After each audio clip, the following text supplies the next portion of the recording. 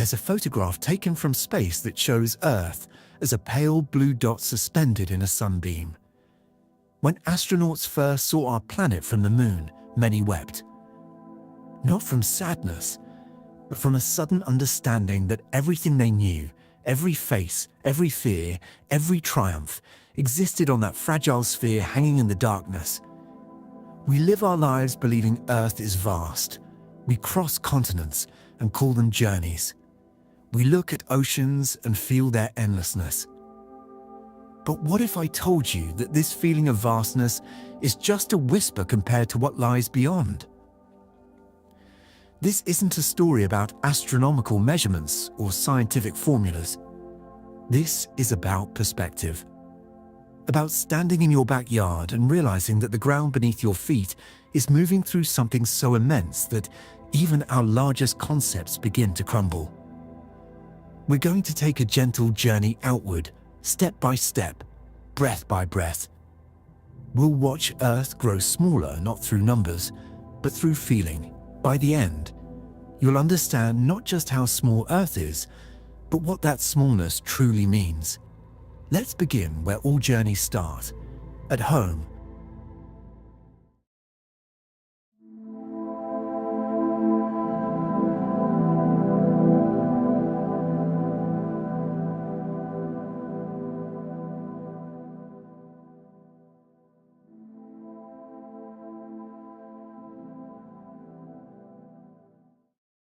Close your eyes and picture Earth from where you're sitting right now.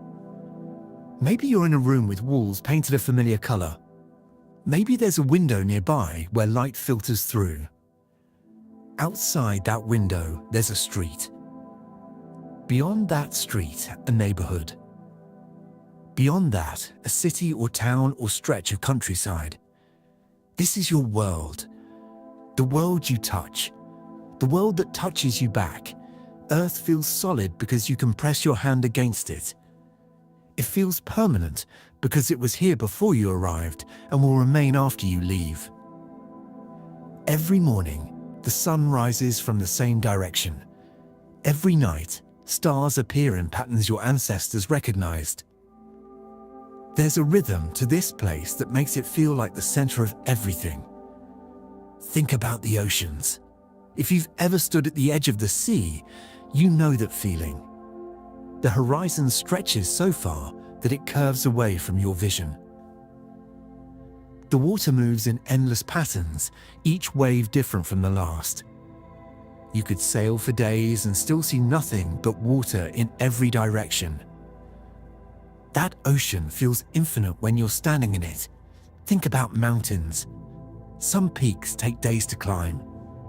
They rise so high that the air thins and breathing becomes an effort. From the summit, you can see for miles forests like carpets, rivers like silver threads. Standing there, you feel you've conquered something vast. Think about forests. Walk into an old forest and you'll find trees that were alive before your grandparents were born. The canopy blocks the sky. You can walk for hours and see nothing but trunks and shadows and the same filtered light. That forest feels like its own world. And cities. Cities sprawl in every direction. Millions of people moving through countless streets. Buildings stack upward like artificial mountains. At night, lights scatter across the landscape like fallen stars. From an airplane window, a city looks endless, glowing web that seems to have no edge. This is the Earth we know. The Earth of birthplaces and favorite spots. The Earth where every rock and river has a story. Where every season brings familiar changes. Where the smell of rain means something specific. Where home is not just a location, but a feeling woven into geography. We've mapped this Earth. We've named its parts. 7 continents, each with its own character. Africa, where humanity first opened its eyes. Antarctica, a frozen desert at the bottom of the world. Asia, stretching across so many climates that a single country can contain jungles and tundra. Europe, dense with history and bordered by seas. North and South America, twin landmasses connected by a narrow bridge. Australia, an island continent with creatures found nowhere else, and thousands of small islands scattered between them like punctuation marks. We've measured the distances too. The circumference of Earth at the equator, about 25,000 miles. If you could walk without stopping, it would take you more than a year to circle it. If you could drive non-stop, it would take weeks. These distances feel substantial because they're measured against our lifetimes. The deepest parts of the ocean plunge 7 miles below the surface. At those depths, the pressure would crush a human body instantly. We've sent fewer people to the deepest ocean trenches than we've sent to the moon. That depth feels profound because it represents a place we can barely touch. The highest point on land rises just over 5.5 miles above sea level. Mount Everest, where the jet streams blow and climbers carry oxygen to survive. The mountain kills some who attempt it. That height feels monumental because it pushes against the limits of what our bodies can endure. Between the ocean floor and the mountain peak, there are 12 miles of vertical space. In that thin layer, everything we've ever known has happened. Every civilization, every war, every love story, every discovery, every birth and death. All of human history compressed into a space you could drive through in 10 minutes if the road went straight up. But Earth feels bigger than that. It feels bigger because we experience it horizontally, not vertically. We cross it in journeys that take time. We see its variety: deserts and rainforests, tundras and grasslands, coral reefs and underground caves. Each landscape feels distinct, requiring different words to describe it. At night, we see lights. From space, cities glow. Highway networks draw bright lines across continents. Fishing boats dot the oceans with scattered points of light. Oil rigs burn gas in controlled fires that look like tiny stars. Airports pulse with landing paths. All this light is human presence saying, "We are here." The atmosphere above us holds weather. Clouds form patterns: wispy cirrus at high altitudes, puffy cumulus in afternoon skies, dark cumulonimbus that bring thunder. Hurricanes spiral across oceans with eyes you can see from satellites. Dust storms turn the sky orange. The northern and southern lights paint curtains of green and purple across polar skies. This atmosphere feels thick with activity. We've given names to winds. Trade winds that sailors relied on. Monsoons that bring seasonal rain. The jet stream that pilots ride to save fuel. Chinooks that warm mountain valleys. Each wind has a personality, a predictable behavior that becomes part of regional life. We've marked the planet with borders, though the planet itself shows none. We've decided that certain rivers or mountain ranges or arbitrary lines of latitude separate one group of people from another.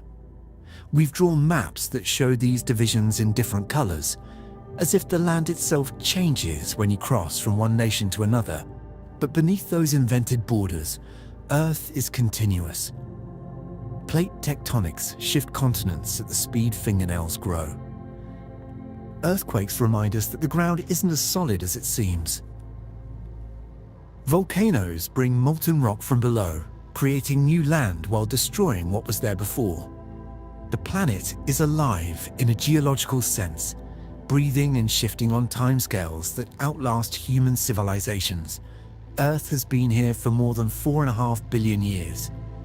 If you compressed that time into a single year, humans would appear just minutes before midnight on December 31st. All of recorded history, the pyramids, the Roman Empire, the Renaissance, the Industrial Revolution, everything would fit into the last few seconds before the year ends. Yet, in our brief moment, we've transformed this planet. We've cleared forests and dammed rivers. We've dug mines miles deep and built structures that scrape the sky. We've split atoms and spliced genes. We've created materials that will outlast us by thousands of years. We've changed the composition of the atmosphere itself. In geological terms, we've done all this in an instant, but to us, it feels like the entire story. This is Earth as we know it. This is the world that feels complete and whole. The world where distance means something because it takes effort to cross. The world where the ocean seems endless because you can't see the other shore. The world where mountains feel permanent because they don't move in a human lifetime. Hold on to that feeling. Remember how vast Earth seems when you're standing on it. Remember how a single country can take days to cross. Remember how the ocean stretches beyond what your eyes can hold. Remember how forests feel like labyrinths. Remember how cities seem infinite when you're walking their streets. Because now we're going to step back. Just a little, just enough to see Earth not from its surface, but from above. And something changes when you do that. Something fundamental shifts when you stop being on Earth and start being away from it. The planet that felt infinite suddenly has edges. The world that seemed endless suddenly looks contained. And that's just the beginning.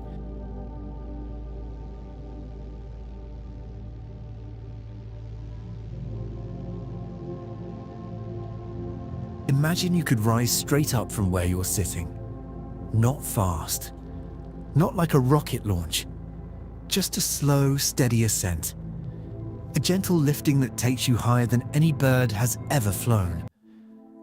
At first, everything below you stays familiar. Buildings get smaller but remain recognizable. You can still pick out roads and parks. Colors stay vivid. If you look down from a tall building, this is what you'd see. The world is still detailed, still personal. Keep rising.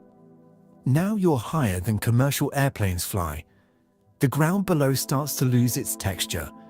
Individual trees blur together into green patches.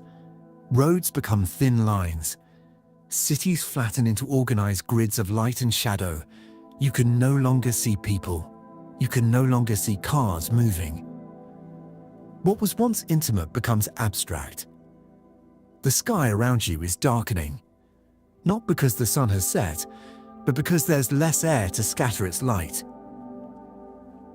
The blue that seemed infinite from the ground is actually thin. You're passing through it. The atmosphere isn't a thick blanket. It's more like a coat of paint on a basketball. This is the strange truth of Earth's atmosphere. It feels substantial when you're breathing it. It carries clouds and birds and pollen. It brings wind and rain. It holds the pressure that keeps your blood from boiling. From the ground, the sky seems limitless. But it isn't. It's a delicate layer clinging to a rocky sphere. Half of the atmosphere's mass exists below 18,000 feet. That's lower than some mountain peaks. If you could slice Earth like an apple, the atmosphere would be thinner than the apple's skin. Stand at sea level and look up. The air you can actually breathe exists in a zone you could drive through in a few minutes if the road went vertical. Keep ascending. You're now in the realm where only specialized aircraft can reach.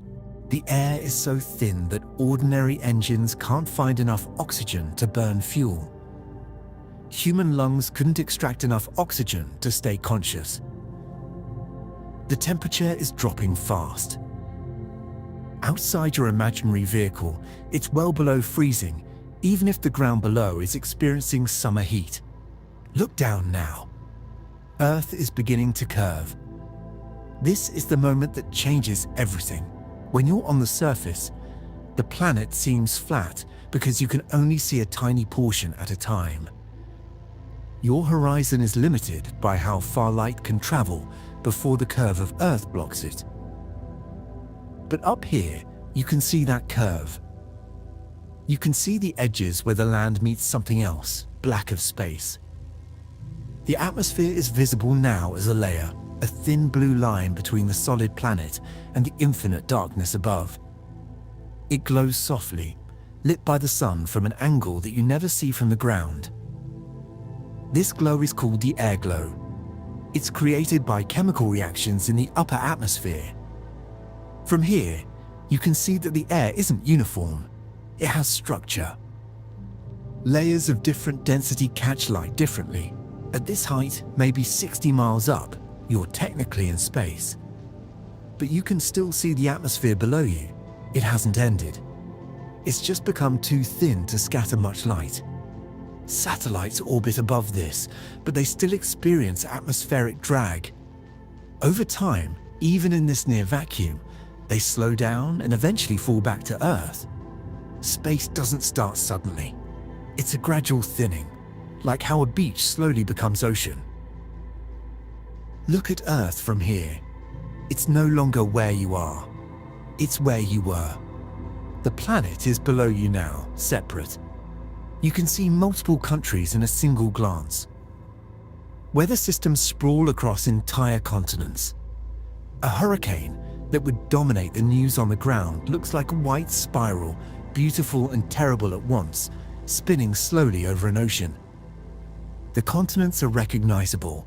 If you know your geography, you can name them. But they don't look like maps. They look like shapes on a sphere. Mountains don't stand out. Borders don't exist. Cities, even the largest ones, are barely visible except at night when their lights cluster in bright patches. During the day, most human infrastructure disappears. What you see instead is green where forests grow, brown where deserts stretch, white where ice persists, blue where water covers everything else. The blue dominates. Oceans make up more than 70% of Earth's surface. From this height, you understand why early sailors feared them.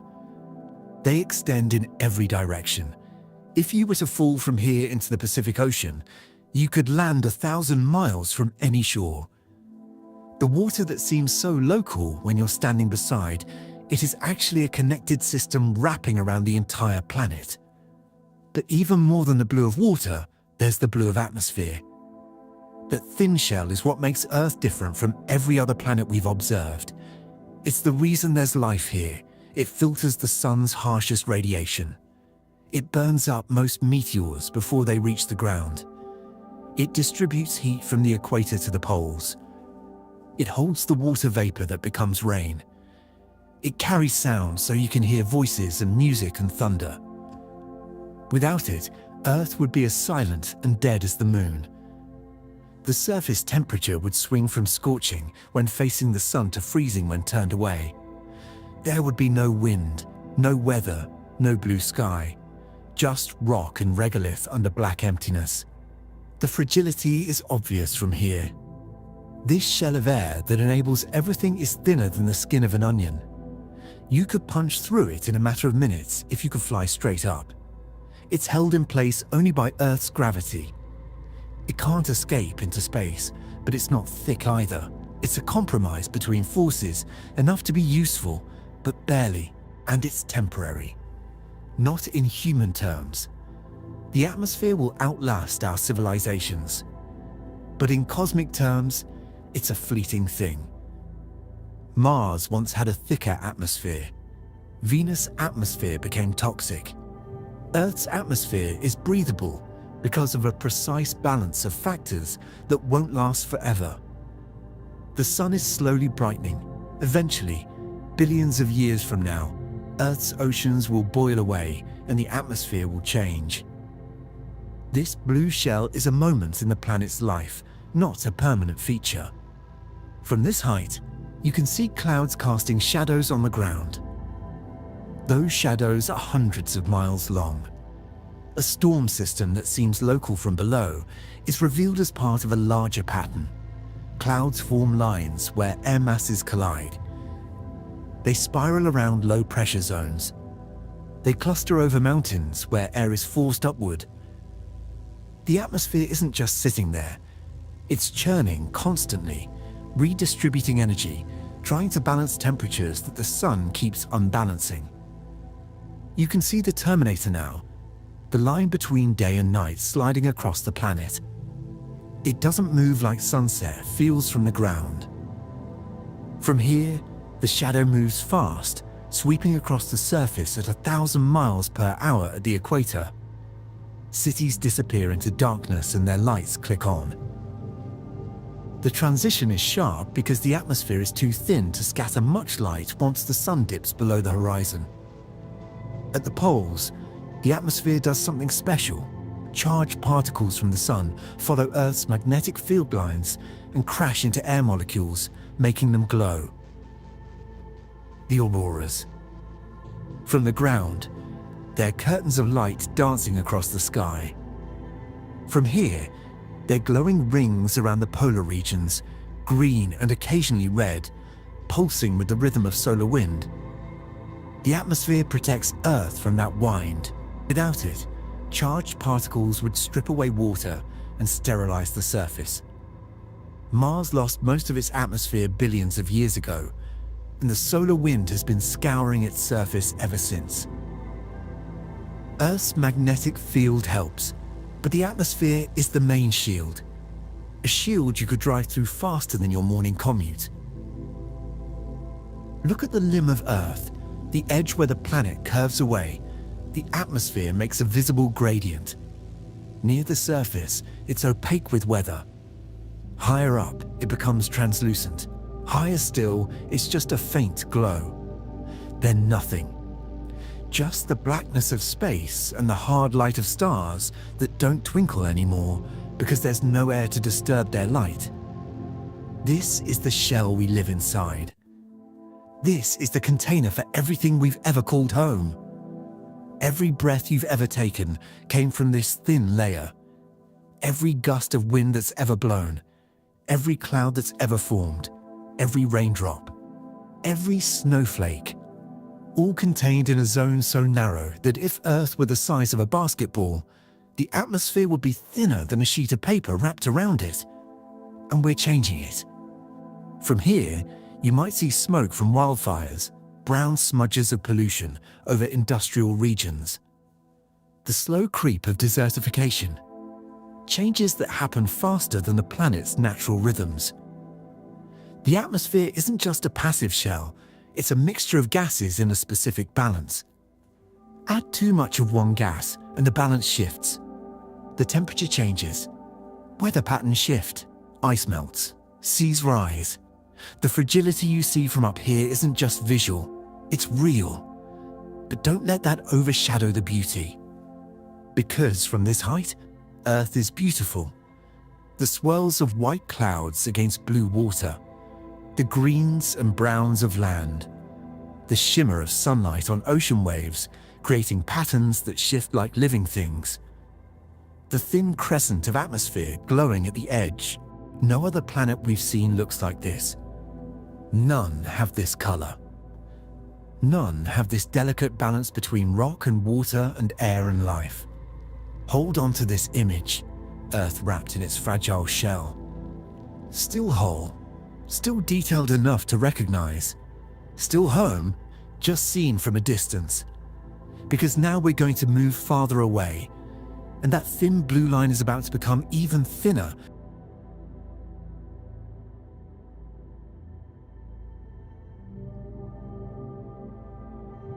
Keep drifting away from Earth, not quickly.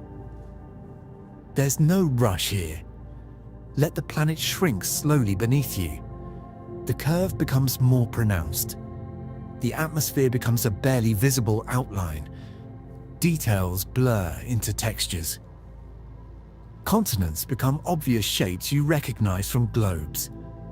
You're moving into the space between Earth and its companion, the Moon. That familiar presence that you've seen countless times in the night sky. The object that pulls the oceans into tides. The only other world humans have walked on. But space is already changing what you see. Earth is bright, painfully bright. The sun illuminates it fully from this angle, and clouds reflect light like mirrors. The planet almost glows against the darkness. Looking at it too long would hurt your eyes. It's strange how something so vivid can exist in such emptiness. Because the emptiness is the first thing you notice out here. It's not like the space between objects on Earth. It's not air with nothing in it. It's nothing. Perfect nothing. No molecules to carry sound. No atmosphere to scatter light. Just void. The distance between Earth and the Moon is about 240,000 miles. That number is hard to grasp, so think of it this way. You could fit 30 Earths side by side in the space between Earth and Moon. That distance feels wrong somehow. From Earth, the Moon looks close. You can see its features with your naked eye. The dark Maria, ancient lava plains. The bright highlands, old, cratered terrain. It looks like you could reach up and touch it, but you can't. It's so far away that light takes more than a second to travel between Earth and Moon. Radio signals sent from Earth to astronauts on the Moon had a noticeable delay. Questions and answers separated by silence. As you drift toward the Moon, Earth begins to look like the Moon looks from Earth. It goes through phases. When you're on the side of the Moon facing the Sun, you'd see Earth nearly full, a bright blue and white marble hanging in the black. When you're on the side of the Moon facing away from the Sun, Earth becomes a crescent, just a sliver of illuminated edge against darkness. This is the dance they do. Earth and Moon locked in gravitational embrace. The Moon doesn't orbit Earth exactly. They both orbit a point between them called the barycenter. Because Earth is so much more massive, that point lies inside Earth, but not at its center. They're partners, not a parent and child. They pull on each other constantly. That pull is gentle but relentless.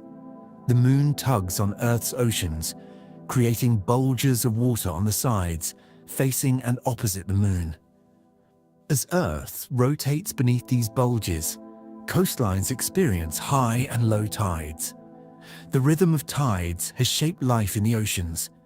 Creatures evolved to match these patterns. Humans built calendars around them. But the Moon pulls on more than water. It tugs on the solid Earth too. The ground beneath your feet rises and falls by several inches each day due to lunar gravity. You can't feel it because everything around you rises and falls together, but it happens. The planet flexes. This flexing creates friction inside Earth, generating heat.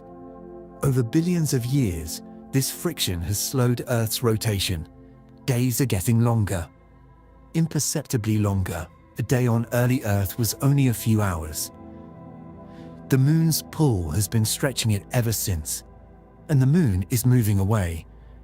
The same tidal forces that slow Earth's rotation push the Moon into a higher orbit. It moves away at about 1.5 inches per year, the same rate your fingernails grow. In the age of the dinosaurs, the Moon was closer. It looked bigger in the sky. Eclipses were more common. In the distant future, it will be too far away to completely cover the Sun. Total solar eclipses will become impossible. The alignment we have now, where the Moon appears almost exactly the same size as the Sun in our sky, is temporary. Coincidence of timing. Look at the Moon as you approach it. Unlike Earth, it's not blue. It's grey and tan and brown. Ancient. Weathered. But not by weather. By impacts. Billions of years of asteroids and comets crashing into a surface with no atmosphere to burn them up first. Each impact left a crater. The surface is saturated with them. Craters inside craters. Layers of destruction reaching back to the solar system's violent youth. The largest impacts created the Maria. Those dark patches visible from Earth. They're not seas, despite their name. Their basalt plains formed when impacts cracked the Moon's crust and lava flooded the basins. The lava cooled and froze billions of years ago. It's been solid ever since. Nothing moves on the Moon. No wind to erase tracks. No rain to wash away scars. Footprints left by Apollo astronauts in the 1960s are still there, perfectly preserved. They'll remain for millions of years. The Moon has no atmosphere.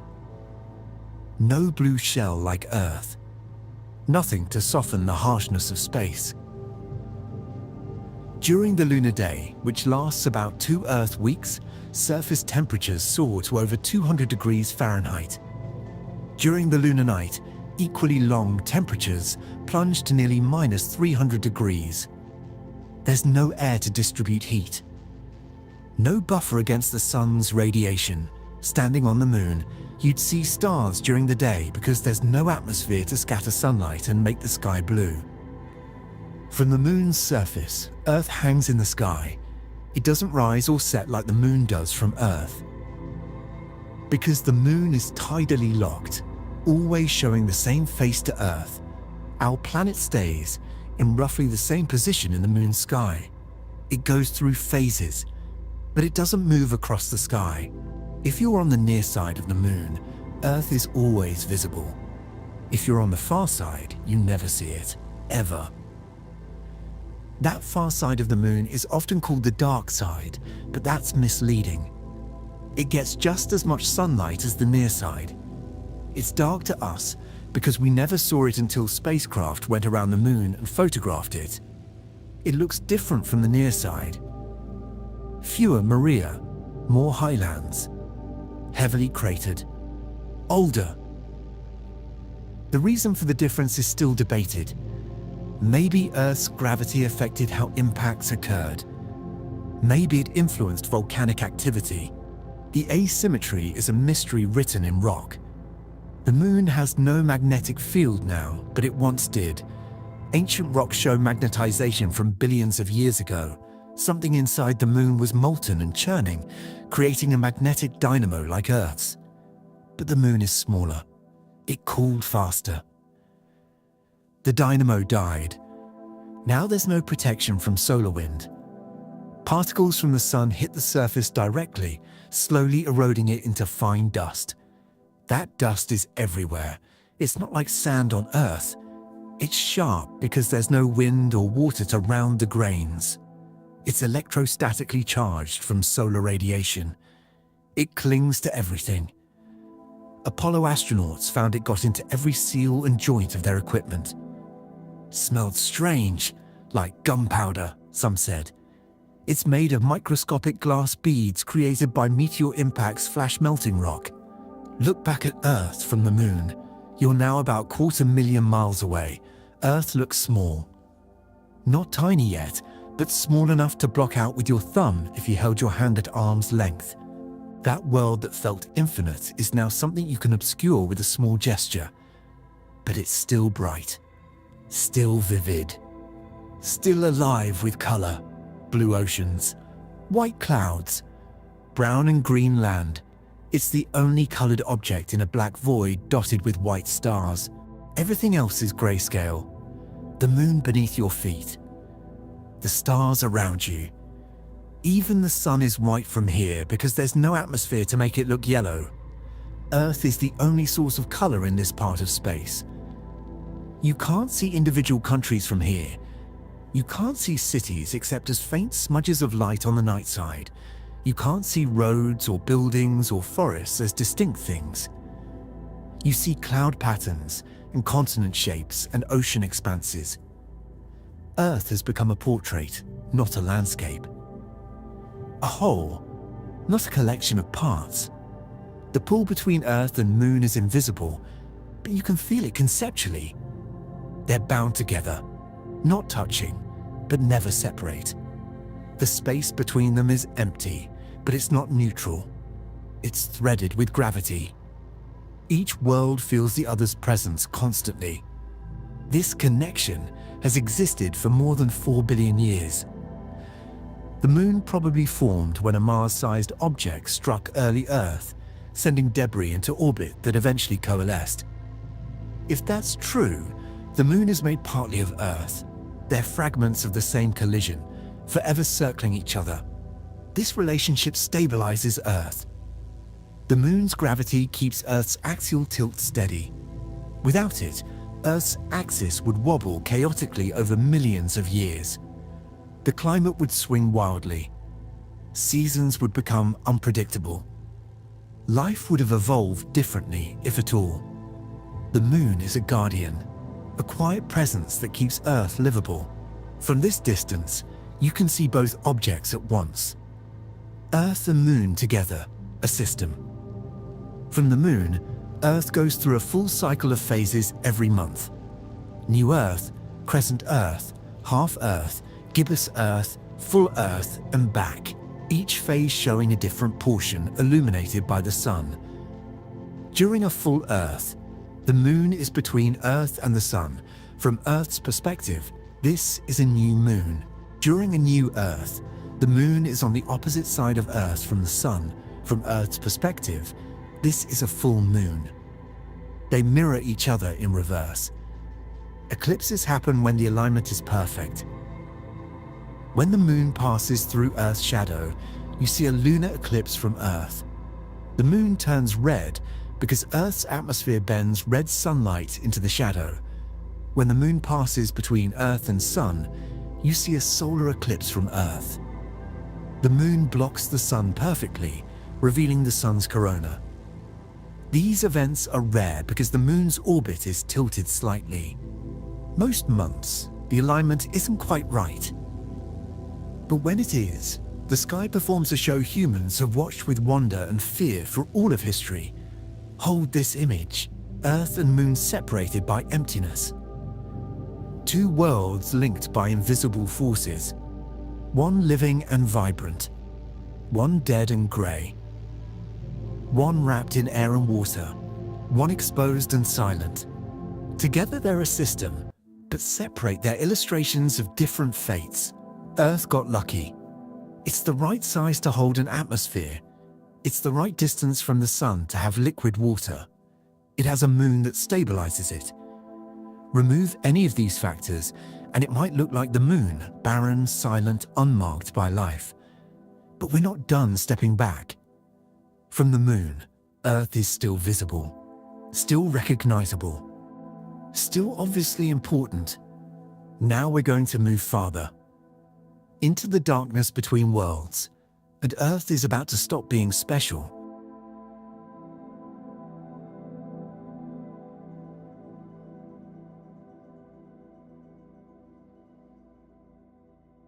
Continue outward, past the moon's orbit, into the space between planets.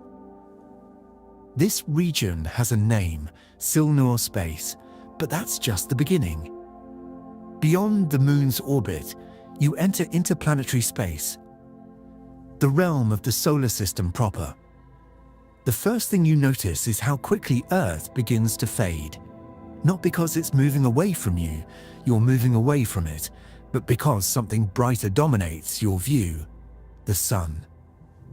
It's no longer a comforting presence in the sky. It's the sky. A blazing sphere of light, so intense that you can't look directly at it. Everything else becomes secondary. Earth is still visible. A bright spot trailing behind you. Still blue.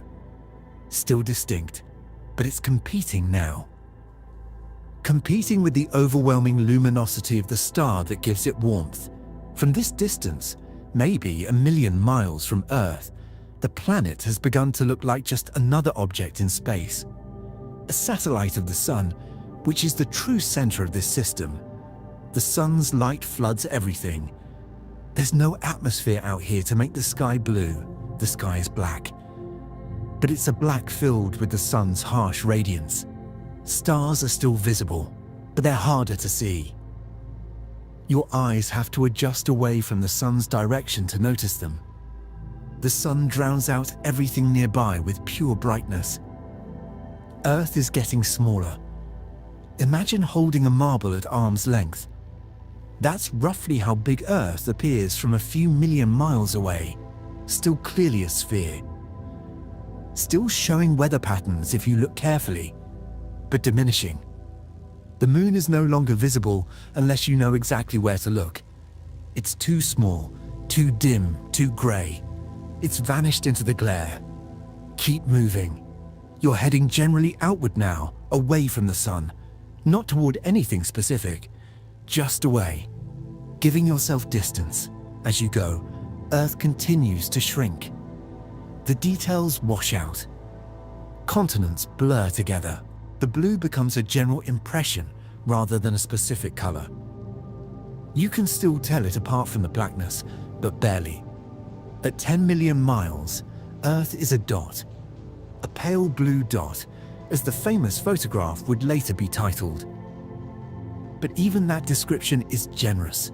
It's more of a pixel, a single point of light that could be anything. You'd only know it's Earth if someone told you. Otherwise, it's indistinguishable from a distant star. This is where light starts to betray distance. The light you're seeing from Earth is old, not ancient, but delayed. It left Earth seconds or minutes ago, depending on how far you've traveled. You're not seeing Earth as it is now. You're seeing Earth as it was when that light began its journey. This delay becomes important later. In deep space, light is always a messenger from the past. The sun is still overwhelming. Even from tens of millions of miles away, it's a disk. A visible circle with edges. It's smaller than it appears from Earth, but still obviously a sphere, not a point. Its light is undiminished by distance because space is empty. There's nothing to absorb or scatter the light. It travels in straight lines at constant brightness until it hits something. Other planets are starting to become visible. Not because you're closer to them, because you're in a position to see them against the darkness instead of against the sun's glare. Venus, the brightest, shines like a beacon. It's closer to the sun than Earth, so from your position farther out, Venus appears near the sun. A brilliant white star that doesn't twinkle. Mars, farther out than Earth, is visible too. A reddish point. Dimmer than Venus but unmistakable in color. These are Earth's neighbors. But neighbors is a misleading word. The distances between planets are staggering, empty beyond comprehension. If Earth is a marble, the space to the next planet isn't measured in feet or miles. It's measured in millions of miles. And that's just to the nearest one. Venus orbits about 25 million miles closer to the Sun than Earth. Mars orbits about 50 million miles farther from the Sun than Earth. But their orbits are elliptical, not circular. Sometimes they're closer to each other, sometimes farther. At their closest approach, Earth and Mars are about 35 million miles apart. At their farthest, more than 250 million miles separate them. These are the planets we call neighbors. Between Earth and Mars, there's nothing, no markers, no signposts, just void. Sunlight crosses it. Gravity from the sun pulls on objects within it, but matter is sparse, a few asteroids, dust, the occasional comet, but mostly nothing. You could travel for millions of miles and never encounter anything larger than a grain of sand. This emptiness is the solar system's defining characteristic. Planets are rare. Are piney islands of matter separated by oceans of vacuum. We teach children the solar system with diagrams showing planets in a line, but those diagrams are lies of scale. If you drew the solar system to scale with Earth, the size of a peppercorn, the Sun would be a beach ball 8 feet across. Mercury would be another peppercorn 10 yards away. Venus would be a slightly larger peppercorn 20 yards from the Sun. Earth would be at 26 yards, Mars at 40 yards, and then nothing for 100 yards until you reach Jupiter. But from where you're drifting now, none of this scale feels real yet. Earth is still visible. Small but present. The Sun is still a disk. You're still in the inner solar system where things feel relatively close. Where planets orbit in years, not decades. Turn around. Look back toward the Sun. Earth is lost in the glare now, unless you block the Sun with your hand. Hold up your palm. Create a shadow. In that shadow, you might catch a glimpse of Earth. A tiny blue spark. Fragile. Temporary. 1 second it's there. The next, you've moved your hand, and the sun's brilliance washes it out. This is what the Voyager spacecraft saw when it took the famous pale blue dot photograph in 1990. From beyond Neptune, more than 4 billion miles away, Voyager turned its camera back toward the sun. Earth appeared as a single pixel suspended in a beam of scattered sunlight. Carl Sagan wrote about it. How that pale blue dot contained everyone you've ever known, every human who has ever lived, every joy and suffering, every civilization, every war and peace, all compressed into a point of light barely visible against the vastness. But you're not that far yet. You're still close enough to see Earth without special instruments. It's just hard. It's hard because the sun dominates. The sun is the center, and everything else is peripheral. Earth orbits at an average distance of 93 million miles from the sun. We call this distance an astronomical unit, 1 AU. It's a unit of measurement used for distances within the solar system because the numbers get unwieldy otherwise. From your current position, maybe 50 million miles from Earth, the sun is closer than Earth is to the sun. You're still deep in its gravitational well. The pull toward the sun is noticeable. If you weren't moving, you'd fall inward.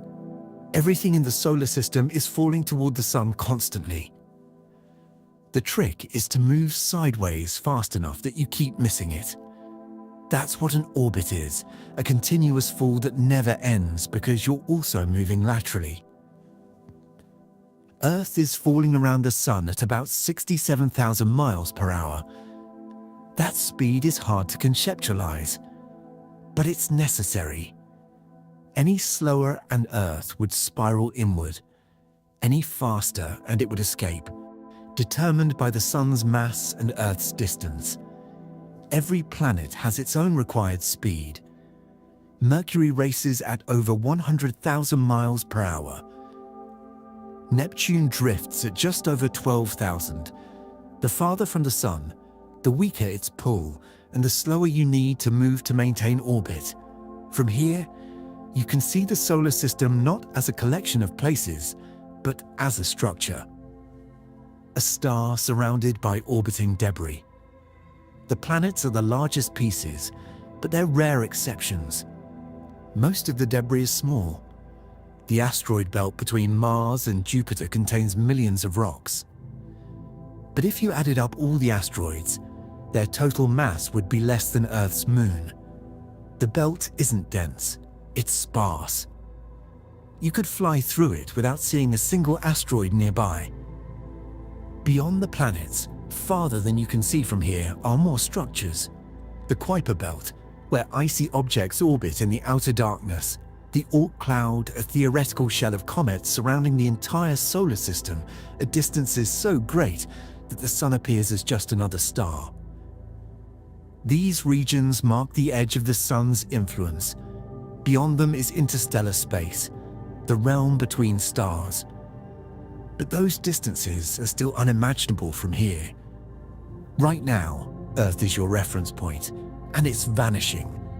Look for it again, there. A faint bluish point, barely distinguishable from background stars. If you didn't know where to look, you'd miss it. The world where you were born. The world where every person you've ever known lives. The world that contains every story and song and monument. Reduced to a pixel. The sun hasn't gotten dimmer, but Earth has. That's the asymmetry of luminosity. The sun produces light, Earth reflects it. As you move away from Earth, the light it reflects becomes fainter. As you move away from the sun, it still shines just as bright for millions more miles. The sun is the constant. Everything else fades first. Other stars are becoming more prominent in your vision. Not because they're getting brighter, but because your eyes are adjusting. When you were near Earth, the sun was behind you or to the side. Now you're in a position where the sun is one object among many, It's still the brightest by far. But Sirius, the brightest star in Earth's night sky, is visible. So are Canopus, Rigel, Betelgeuse. Constellations that humans have named are scattered around you. Orion, the Big Dipper, the Southern Cross. From here, they look the same as they do from Earth. You haven't traveled far enough to distort them. Those stars are so distant that moving millions of miles means nothing to them. Sirius, the closest bright star, is about 8 light years from the Sun. That means light takes 8 years to travel from Sirius to here. 8 years, at the speed of light. The distance is so vast that the fastest spacecraft humans have built would take tens of thousands of years to reach it. But you're not looking at Sirius. You're looking back at Earth, trying to find it. Trying to hold on to the sense that it matters. And it does matter. It matters to you. But the universe doesn't acknowledge that. The universe treats Earth the same way it treats every other rock, indifferently. From this distance, Earth's significance is not inherent, it's projected. You care because you came from there. But nothing about Earth's appearance demands attention. The moon is completely gone now. Invisible, too small and too dark. It's still there, still orbiting Earth, still pulling tides and stabilizing the axis. But from here, it's erased, irrelevant. A detail too minor to perceive. Earth will disappear soon too, not because it's moving, because you are. Every mile you travel outward makes Earth fainter. The light it reflects spreads across a wider area. The inverse square law is relentless. Double the distance, and the brightness becomes 1/4. Triple the distance, and it becomes 1/9. There's no way around this. Light spreads. Objects dim. Eventually, they vanish. Hold on to the memory of Earth as something you could see. Something with color and shape, because now we're going deeper into the solar system. And Earth is about to become just another piece of the past. Another object left behind in the journey outward. Another thing that was once everything, now fading into the background of something much larger.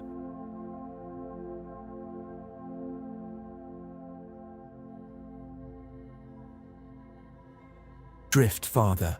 There's no sound. There's never sound out here. Sound needs molecules to vibrate through. Out here, there's almost nothing. Vacuum. Not perfect vacuum. Space is never truly empty, but close enough. A few atoms per cubic centimeter. Mostly hydrogen. Remnants of the solar wind. Traces of dust. But functionally, it's nothing. The silence is absolute. If a planet exploded in front of you, you wouldn't hear it. There'd be light, a sudden flare, and then debris expanding outward. But no thunder, no roar. Just silent destruction. This emptiness is the true nature of space. Not the dramatic swirling nebulas or busy asteroid fields that movies show. Just void. Calm, unchanging. You're somewhere between Earth and Mars now, though those reference points are becoming meaningless. Both are too far to see clearly. Earth might be a faint star behind you. Mars might be a faint star ahead. Or maybe you can't see either. Maybe they're lost against the background of other stars. This is the space that defines the solar system, not the planets. The space between them. Think about cathedrals. Old stone cathedrals with high vaulted ceilings. When you stand inside one, you feel the space above you. It presses down in a way, not with weight, but with presence. The empty air is part of the architecture. The silence between sounds is part of the music. The solar system is like that, but unimaginably larger. The planets are like candles scattered across a dark cathedral floor. Each one a point of light. each one tiny against the enormity of the empty space around it. If you could somehow place the planets side by side, all 8 major planets touching, they'd span less than 250,000 miles. That sounds like a lot until you remember that Jupiter alone is about 88,000 miles wide.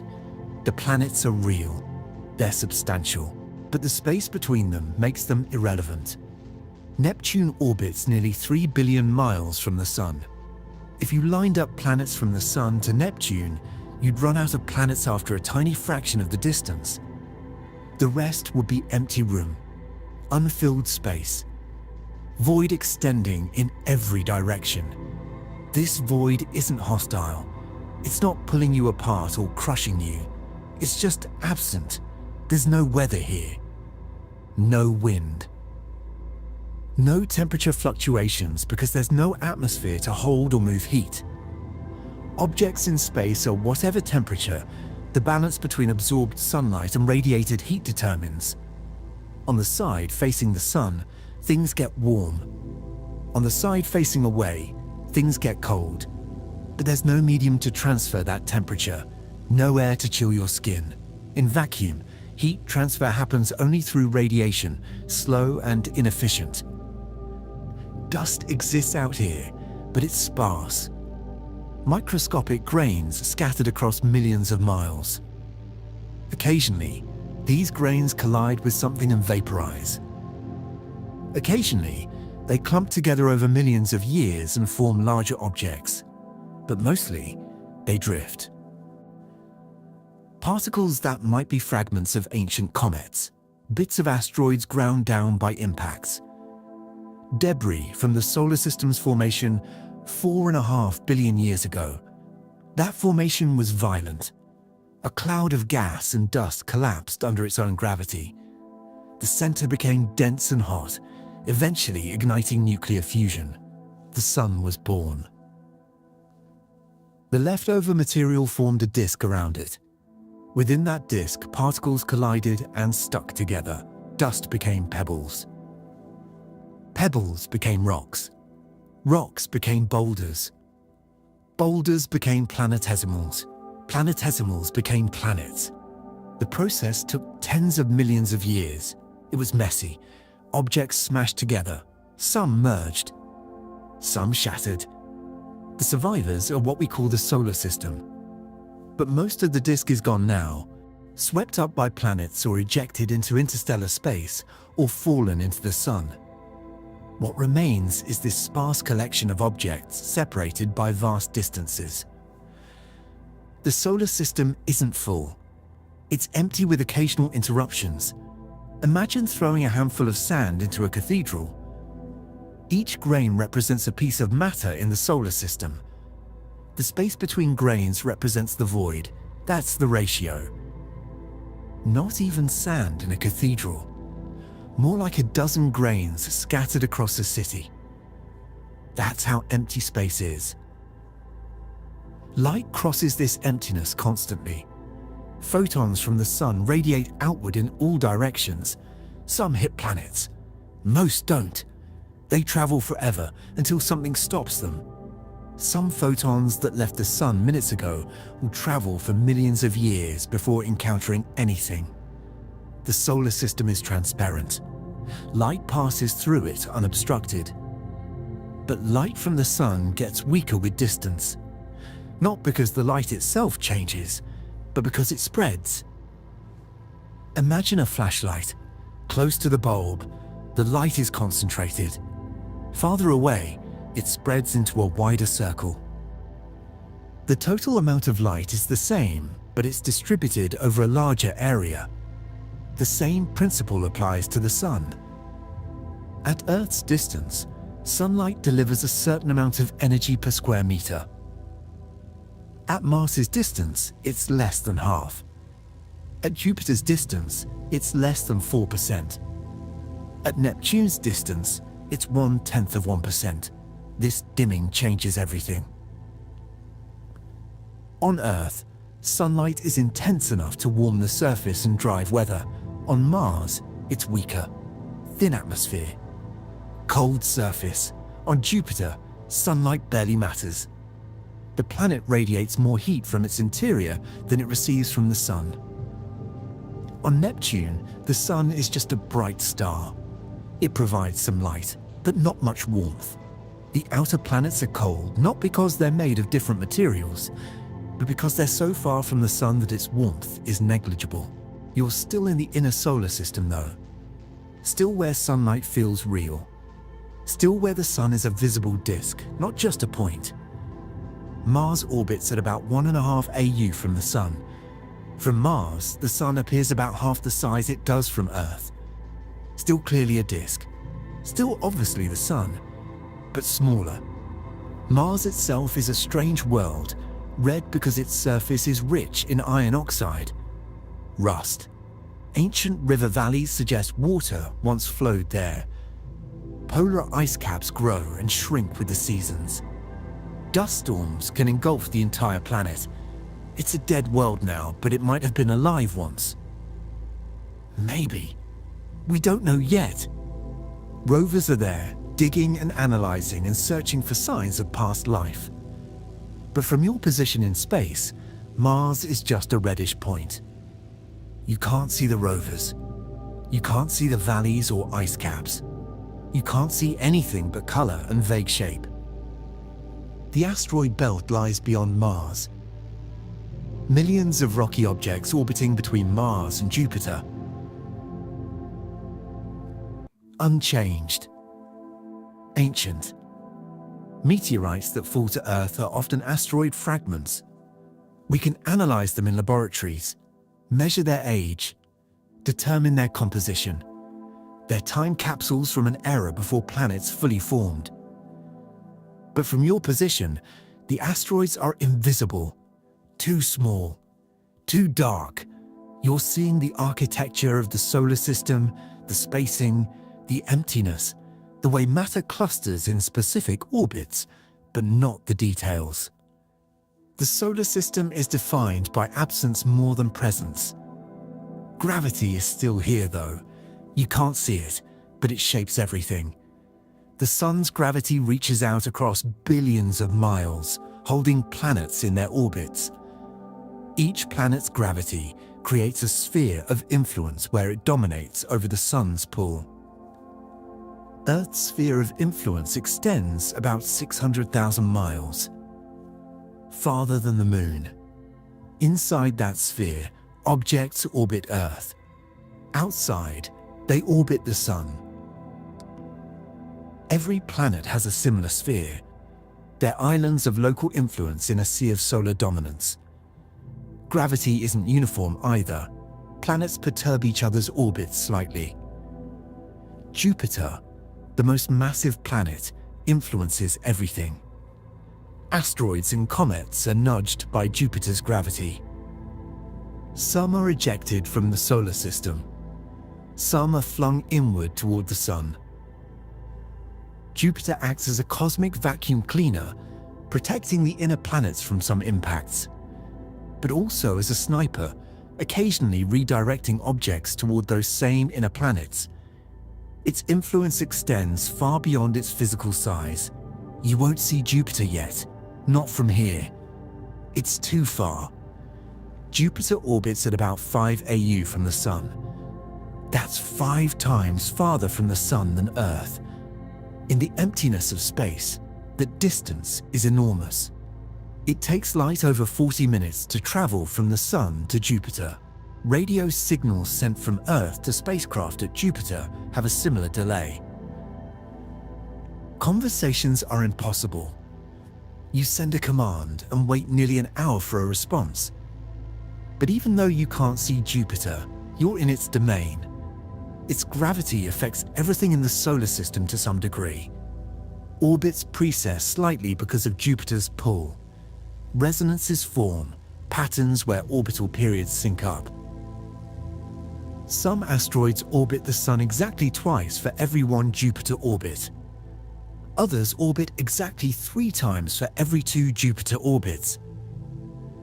These resonances are stable zones where asteroids cluster, or they're unstable zones emptied by chaotic gravitational interactions. Jupiter sculpts the solar system without touching anything. Look around. The sun is behind you now, maybe. Or to your side. You're no longer falling toward it because you've moved far enough out that your trajectory is different. Or maybe you're still falling, just slowly. Without reference points, it's hard to tell. The stars don't move. They're too far away. Only the planets move noticeably, and they're too faint or too slow to provide a sense of motion. This is the emptiness astronauts describe. Not the view, the feeling. The absence of everything familiar. No up or down. No landmarks. No horizon. Just blackness dotted with stars and the occasional planet. Humans evolved in environments filled with matter.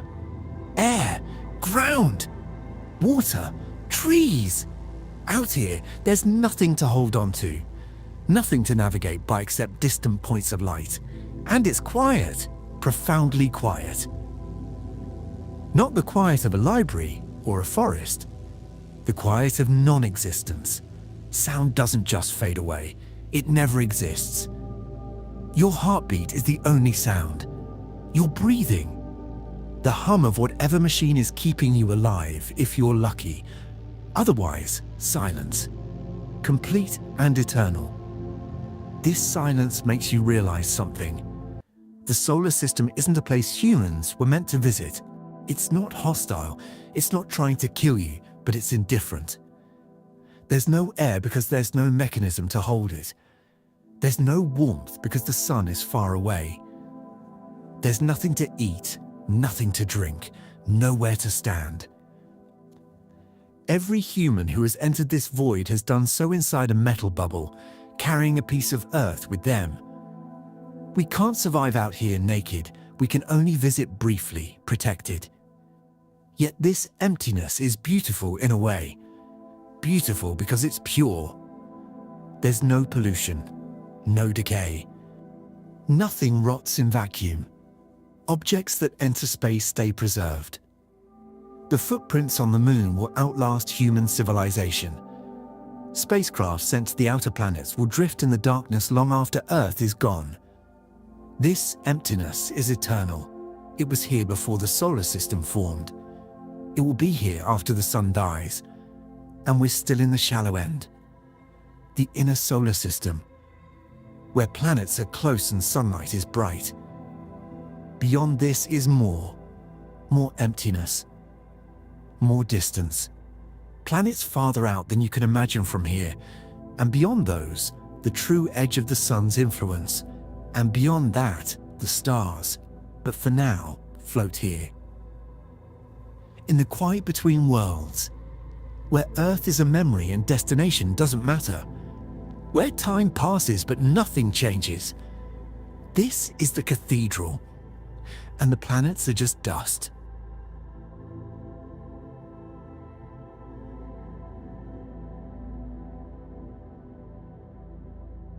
Turn toward the sun. Face it directly. Even from millions of miles away, even as a smaller disk than it appears from Earth, it commands everything. This is the heart of the solar system. Not the center in a geographical sense. There's no geography in space, but the center of mass, energy, gravity, light. Everything else is secondary. The sun contains 99.86% of the solar system's total mass. All the planets combined, Jupiter, Saturn, Uranus, Neptune, Earth, Venus, Mars, Mercury, along with all the moons, asteroids, comets, dust, and everything else, account for less than 1/5 of 1%. The sun isn't just the largest object in the solar system. It's almost the only object. Everything else is a rounding error. From Earth, the sun looks small because we're standing on something solid and surrounded by atmosphere and landmarks.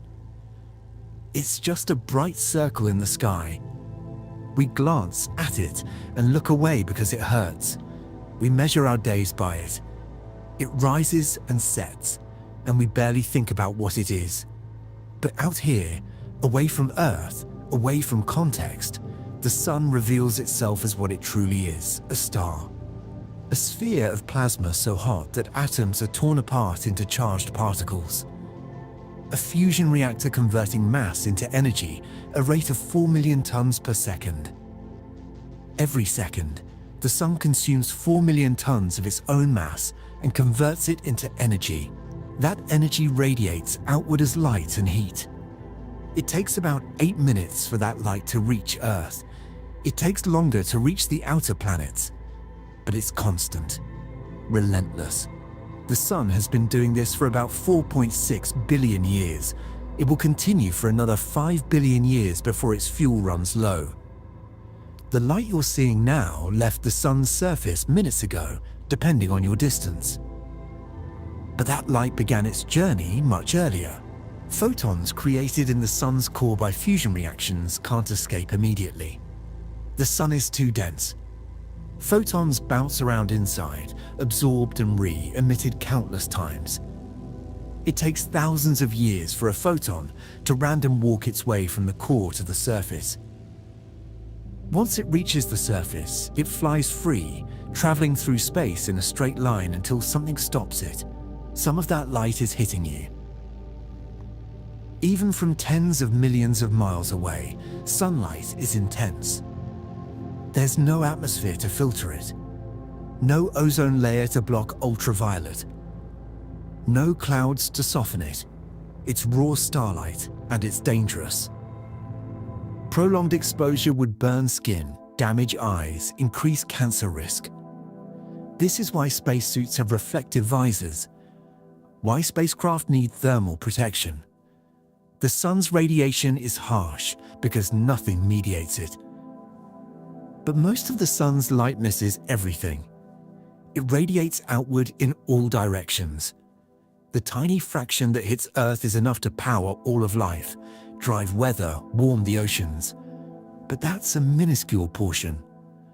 Most of the sun's energy flies past Earth into empty space, traveling forever until it hits something or redshifts into invisibility over cosmic distances. The sun isn't just a light source. It's a gravity well.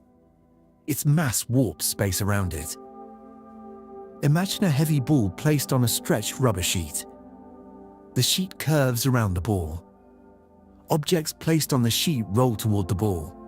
That's a two-dimensional analogy for what the sun does to space. It curves space in all directions. Planets don't orbit because they're on tracks. They orbit because they're moving through curved space, following the straightest possible paths, which happen to be ellipses. Earth's orbit is nearly circular, but not quite. The distance between Earth and Sun varies by about 3 million miles over the course of a year. When Earth is closest to the Sun, perihelion, it's about 91 million miles away. When it's farthest, aphelion, it's about 94 million miles away. This variation affects seasons slightly, but not as much as the tilt of Earth's axis does. The tilt is why we have seasons. When the northern hemisphere tilts toward the sun, it's summer there. When it tilts away, it's winter. The distance matters less than the angle. From your current position, somewhere in interplanetary space, Earth's orbit is invisible. You can't see the path it traces. You'd have to watch for an entire year to see Earth complete one circuit around the sun. But you can imagine it, a flat disk, roughly circular, with Earth moving along its edge at 67,000 miles per hour. Fast enough to circle the planet's own equator in about 20 minutes. But in the scale of space, that speed is slow. It takes a full year to complete one orbit. The distances are so vast that even extreme speeds feel glacial. The sun's gravity extends far beyond the planets. Technically, it extends infinitely, just getting weaker with distance. But practically, there's a point where other stars' gravity becomes comparable. That point is roughly a light year or two from the sun. Beyond that, objects are influenced as much by neighboring stars as by the sun. This region, filled with icy comets, is called the Oort cloud. It's the outermost boundary of the solar system, the Sun's domain. Beyond that, you're in interstellar space, but we're nowhere near that boundary yet. You're still deep in the Sun's embrace. Its light still dominates. Its gravity still holds you. If you stopped moving sideways, you'd fall toward it. That fall would take months or years, depending on your starting distance, but it would be inevitable. The Sun pulls everything toward itself. Only sideways motion, orbital velocity, prevents collapse. Look at the Sun's surface. From this distance, you can't see details, but they're there. Sunspots, dark regions where magnetic fields suppress convection and lower the temperature. Solar flares, eruptions of energy that release as much power as billions of nuclear bombs in minutes. Coronal mass ejections, huge clouds of charged particles flung into space. The Sun isn't calm. It's violent, turbulent, constantly churning. The surface temperature is about 10,000 degrees Fahrenheit, hot enough to vaporize any known material. But the core is much hotter, around 27 million degrees. At that temperature, hydrogen nuclei slam together with enough force to overcome their electromagnetic repulsion and fuse into helium. This fusion releases energy according to Einstein's equation. A tiny amount of mass converts into a tremendous amount of energy. That's how stars shine. The Sun is middle-aged. It's a main sequence star, meaning it's in the stable phase of its life, where it fuses hydrogen into helium in its core. This phase lasts about 10 billion years for a star of the Sun's mass. The Sun is about halfway through. In another 5 billion years, the hydrogen in the core will run out. The core will contract and heat up. The outer layers will expand. The Sun will become a red giant, swelling to perhaps Earth's current orbit. Mercury and Venus will be swallowed. Earth might be too, or it might survive in a scorched, airless orbit around a bloated, dying star. Eventually, the Sun will shed its outer layers into space, creating a planetary nebula.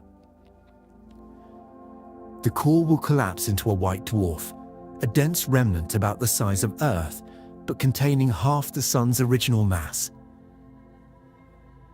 The white dwarf will cool over trillions of years, eventually becoming a black dwarf, a cold cinder floating in darkness.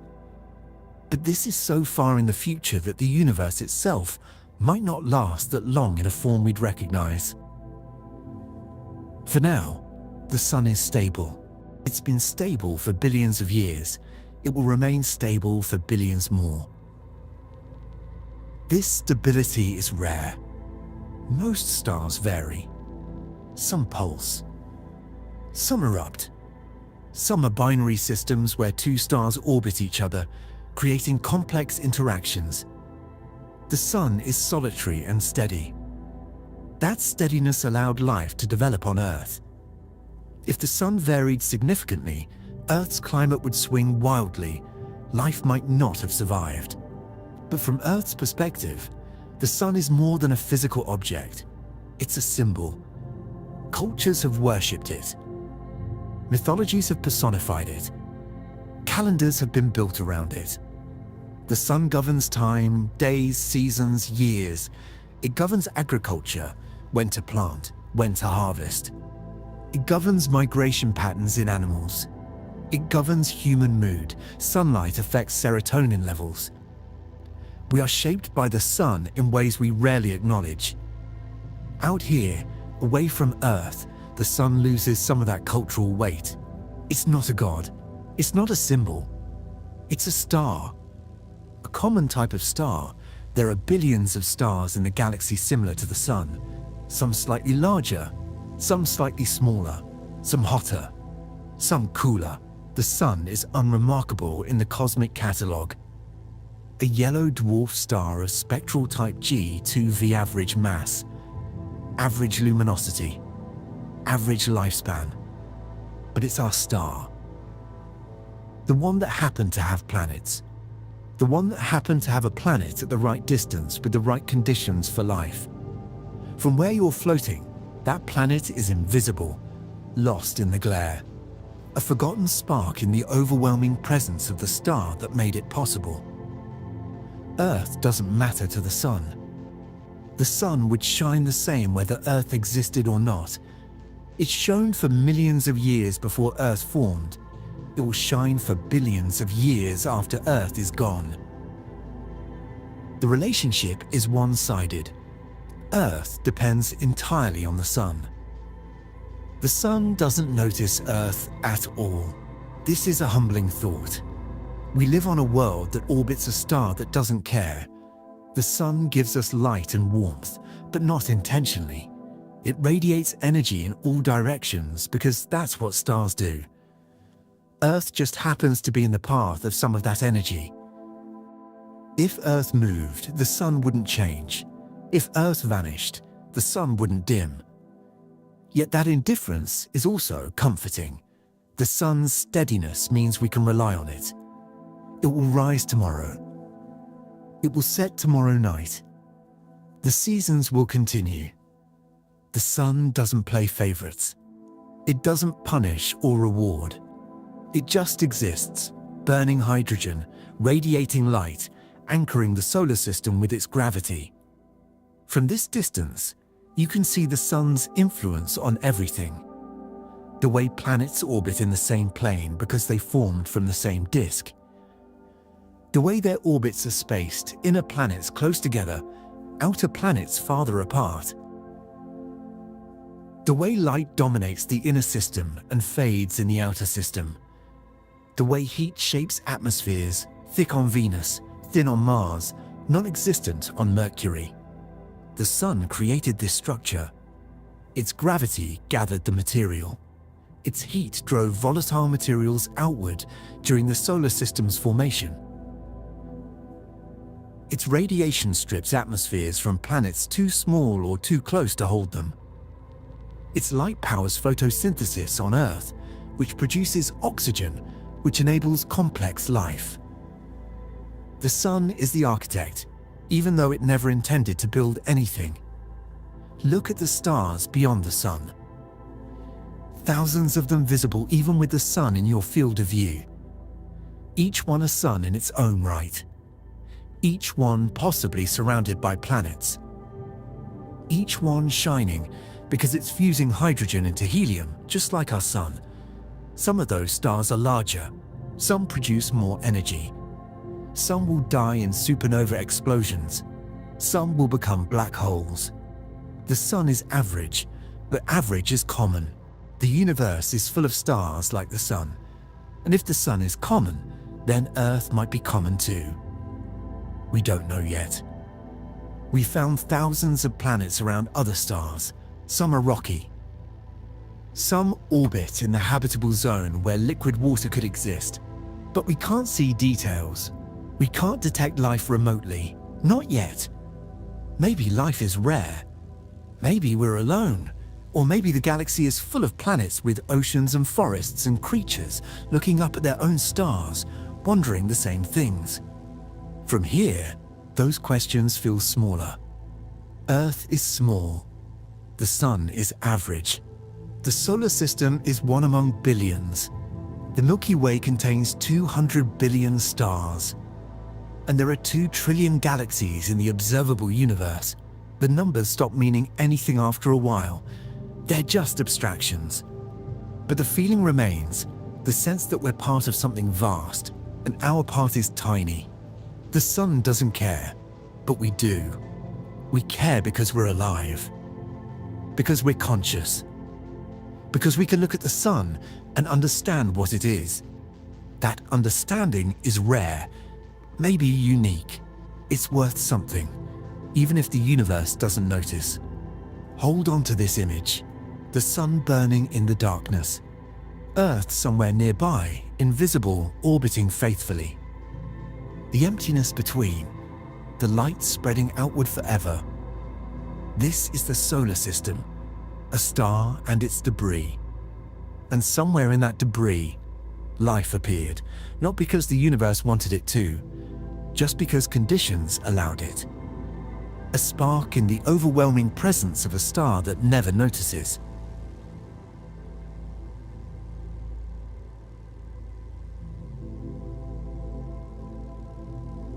Keep moving outward, farther than you've ever imagined going, farther than humans have ever traveled. You're leaving the inner solar system behind. Jupiter is somewhere ahead, though you can't see it yet. The sun is behind you now, shrinking. This is where perspective changes in a way that can't be reversed. You've seen Earth disappear into the sun's glare. You've felt the emptiness between planets. But now something else happens. The sun itself begins to lose its dominance. Not because it's dimming, it's still extraordinarily bright, but because distance is doing what distance always does. It equalizes things. From Earth, the sun looks large because it's close. From 100 million miles away, it's smaller. From 1 billion miles away, it's smaller still. There's a point, somewhere far beyond the planets, where the sun stops being a disk and becomes a point. Just another star. Brighter than the others, but fundamentally the same. A dot of light in darkness. You're not there yet, but you're heading that way. And the journey reveals something profound about scale. The solar system that felt vast when you were crossing from Earth to Mars now feels compact. All the inner planets, Mercury, Venus, Earth, Mars, occupy a relatively small region. Jupiter orbits 5 times farther from the Sun than Earth does. Saturn orbits nearly 10 times farther. Uranus 20 times. Neptune 30 times. The distances are expanding exponentially, but from far enough away, they all collapse into a small region of space. Imagine standing on a hill overlooking a city. From the city center, the buildings seem spread out, but from the hill, the entire downtown fits in your field of vision. You can see the edges. The city that felt endless when you were walking its streets now looks contained. That's what's happening to the solar system as you pull back. It's not getting smaller, it's the same size it always was, but your perspective is shrinking it. Jupiter is the first of the gas giants. If you could see it from here, it would be the largest planet by far. 11 times Earth's diameter. More massive than all other planets combined. A swirling storm of hydrogen and helium with no solid surface. The Great Red Spot, a storm larger than Earth that's been raging for at least 300 years. Dozens of moons, including 4 large enough to be planets in their own right if they orbited the Sun directly. But Jupiter is far away. Even from where you are now, millions of miles beyond Mars, Jupiter is still farther. It's a bright point of light, yellowish-white, steady. It doesn't twinkle because there's no atmosphere to distort its light. From Earth, Jupiter is one of the brightest objects in the night sky. From here, it's the same, bright, but just a point. All that complexity, all those storms and moons, compressed into a single pixel. Saturn lies beyond Jupiter, the ringed planet. From Earth, through a telescope, Saturn is breathtaking. Delicate rings made of ice particles and rock, tilted at an angle, catching sunlight. But from here, Saturn is fainter than Jupiter, smaller, farther. The rings are invisible unless you have extraordinary instruments. It's just another point of light, slightly dimmer, slightly more yellow. Uranus and Neptune are barely visible even from here. They're so far out, so dim that they blend with background stars. Uranus is about 2 billion miles from the Sun. Neptune is about 3 billion. At those distances, the Sun provides very little warmth. These planets are cold, hostile, blue-green ice giants with atmospheres of hydrogen, helium, and methane, winds that reach supersonic speeds. But from your position, they're rumors, faint suggestions of light that you wouldn't notice unless you knew where to look. The sun is still the brightest thing you can see, but it's not overwhelming anymore. It's not flooding your vision. It's not washing out the stars. You can look at it directly, or you could if you were actually here, and it wouldn't blind you. It's still clearly the sun. Still a disk, though much smaller than from Earth. But it's becoming comparable to other bright stars. Sirius, if it were in your field of view, would be noticeably dimmer than the sun, but not absurdly so. The gap is closing. Keep going. Days pass. Weeks. Months, if you're moving at realistic speeds. You pass the orbit of Neptune. You're now 3 billion miles from the sun, 30 times farther than Earth. Light from the sun takes more than 4 hours to reach here. If someone on Earth tried to communicate with you, there'd be an 8-hour round-trip delay. You say hello. 4 hours later, they hear it. They respond. 4 hours later, you hear them. Conversation is impossible. Only scheduled transmissions work. From here, the sun is small, very small. If you held up a pinhead at arm's length, it would cover the sun. It's still bright, about as bright as the full moon appears from Earth, but it's no longer dominant. The sky is dark. Stars are sharp and clear. The Milky Way is a glowing band across the sky, more vivid than you've ever seen it because there's no light pollution, no atmosphere, nothing to soften it. Look back toward the inner solar system. You can't see the planets individually anymore. Maybe Jupiter is bright enough to pick out. Maybe. But Earth? Mars? Venus? Gone. Invisible. They're too small, too close to the sun, and their reflected light is too faint to register. The solar system from here is just the sun. A bright star with some invisible stuff orbiting it. This is the beginning of the shrinking. The point where the solar system stops being a place with distinct locations and becomes a single object, a star. From Earth, we think of the solar system as enormous.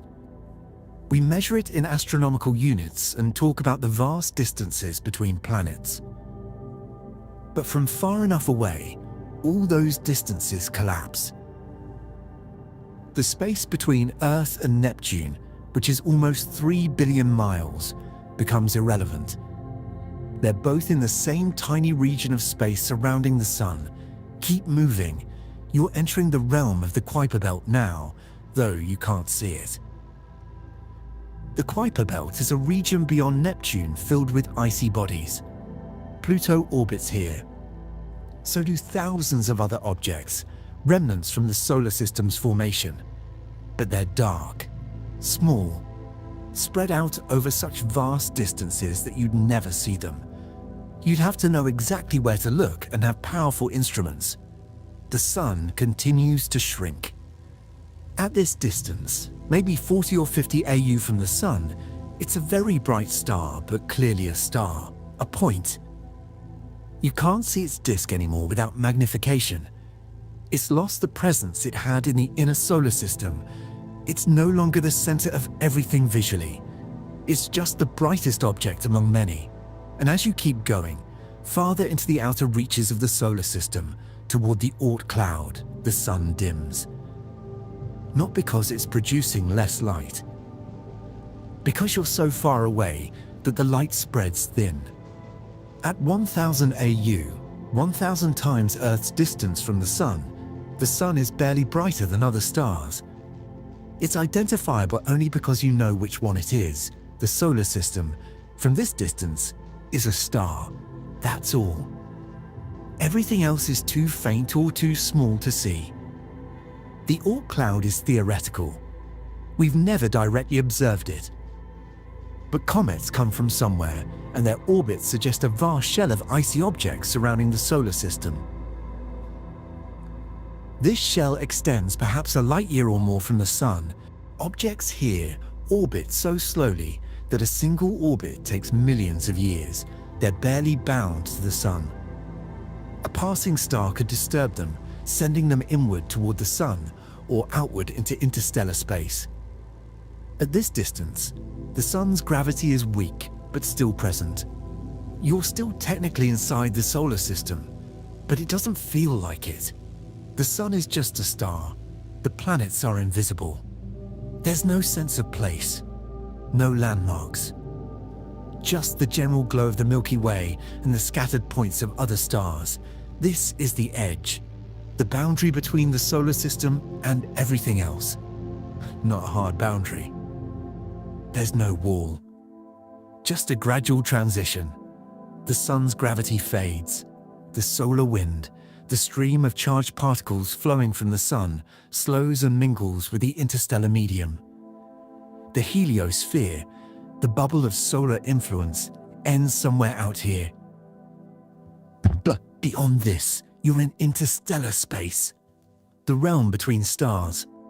Voyager 1, the most distant human-made object, crossed this boundary in 2012. It's now in interstellar space, more than 15 billion miles from the sun. From Voyager's perspective, the sun is a bright star, but not overwhelmingly so.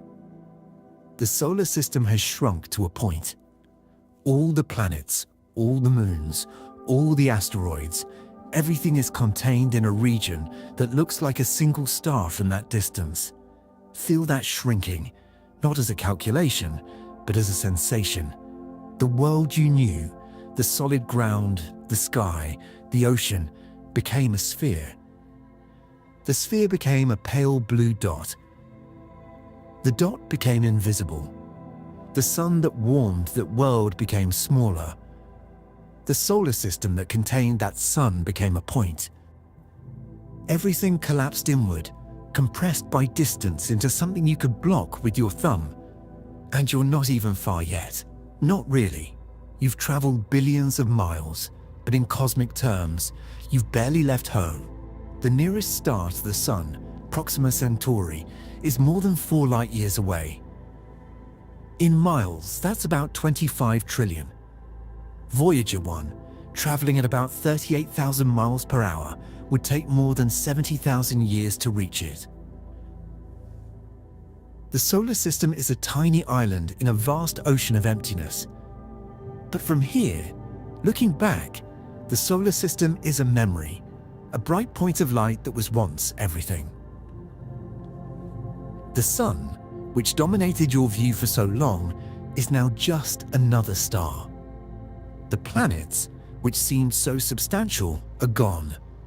The Earth, where every human who has ever lived was born and died, is invisible. Not because it's not there, because distance has erased it. This is the feeling, not smallness exactly, more like insignificance. The solar system, which felt infinite from within, is finite from without, contained, bounded, small. And if the solar system is small, what does that make Earth? What does that make you? Don't answer yet. Because we're going farther. The sun is about to join Earth in the background. We're leaving the solar system behind and entering the galaxy. And the scale is about to change again in ways that make everything so far seem like a gentle warm-up.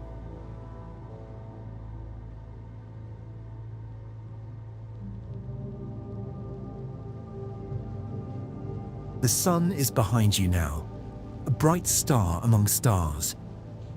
Fading as you drift farther into the darkness between. You're in interstellar space now, the void between suns. This is where most of the galaxy exists, not in stars, but in the emptiness surrounding them. The nearest star to the sun is Proxima Centauri, part of a triple star system called Alpha Centauri. It's 4.24 light-years away. That means light, traveling at 186,000 miles per second, takes 4.24 years to cross the distance. Nothing travels faster than light. It's the universe's speed limit. So 4.24 light years is the closest another star can be, and that's still unfathomably far. In this darkness, stars are scattered like sand grains across a desert. From Earth, they look crowded. The night sky is full of them, but that's an illusion of projection.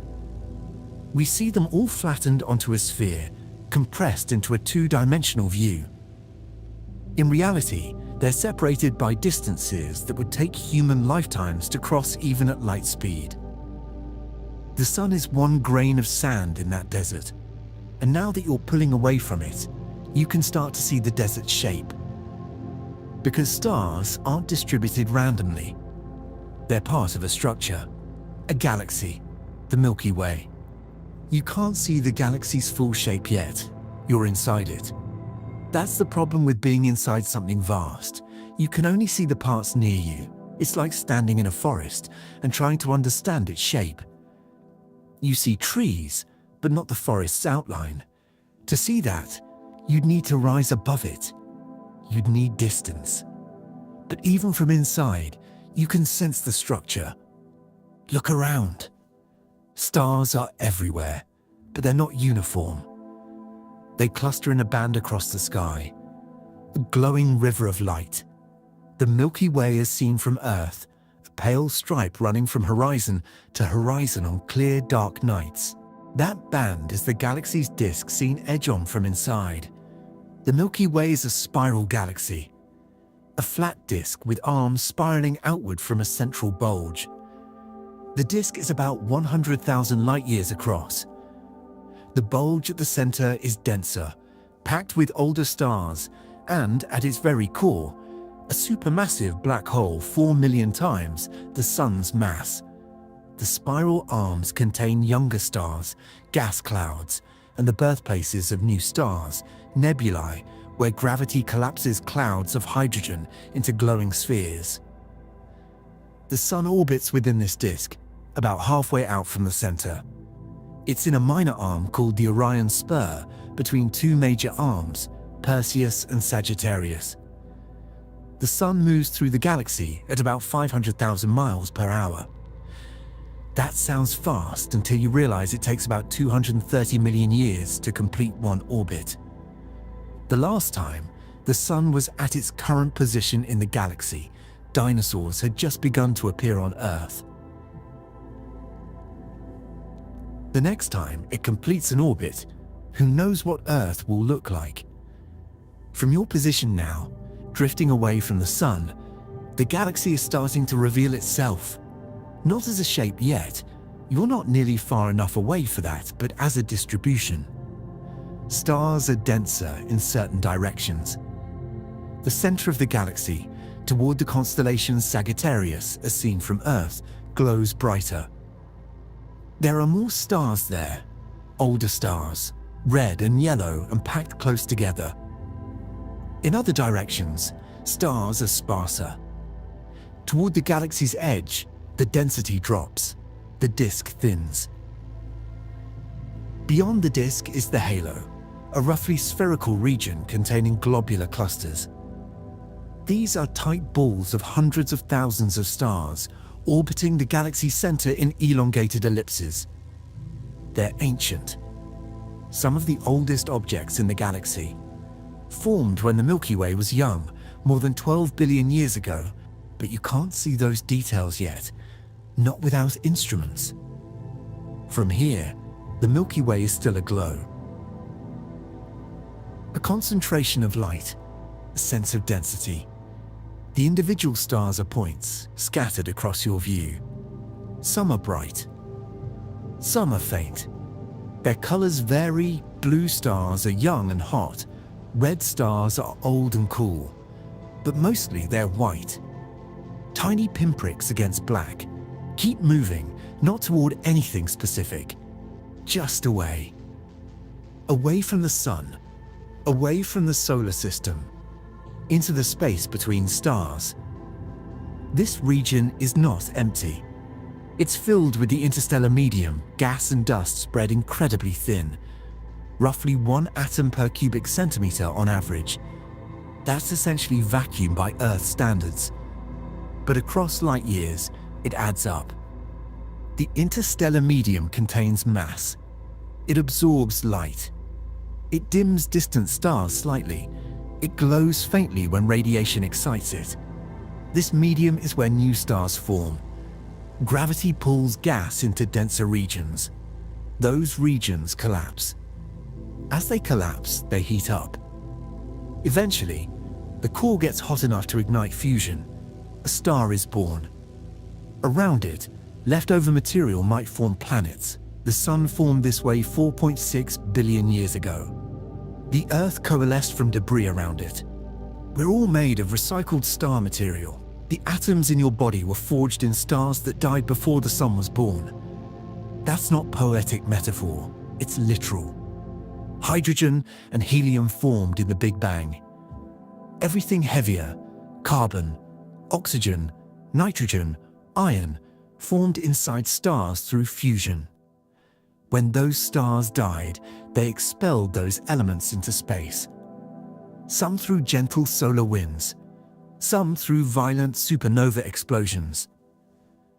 That enriched gas mixed with the interstellar medium. New stars formed from it. Planets formed. Life arose. You exist because ancient stars died and scattered their contents across the galaxy. From here, you can see some of those stellar deaths. Supernova remnants glow in the distance. Expanding shells of gas, still hot from the explosion, visible across light years. The Crab Nebula, the Veil Nebula. Structures that were once stars, now dispersing back into the medium. In thousands of years, that gas will cool and mix with other gas. Eventually, it might collapse into new stars. The cycle continues. The galaxy is alive in this sense, not biologically, but dynamically. Stars are born. They shine. They die.